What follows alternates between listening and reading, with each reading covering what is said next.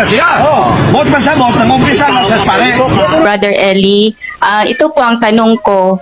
Bilang isang Katoliko, nararapat po ba o tama bang i-confess sa pare or priest ang aking kasalanan? Yun po. Nagkasala ka sa pare, sabihin mo sa kanya, nagkasala ako sa'yo, no? Pero kung nagkasala ka sa nobyo mo, sa nobyo mo, ikaw doon ka mangumpisal. Basahin natin ang 5:16 ng Santiago. Mangagpahayagan nga kayo sa isa't isa ng inyong mga kasalanan. Tuwanag, ano? Magpahayagan kayo sa isa't isa ng inyong mga kasalanan. Ang sabi, confess your faults one to another and pray one for another, that he may be healed.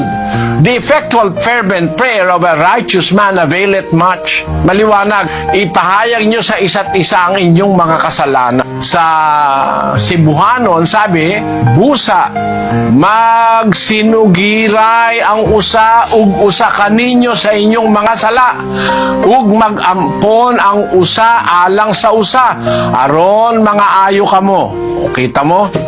Ang usa ug usa.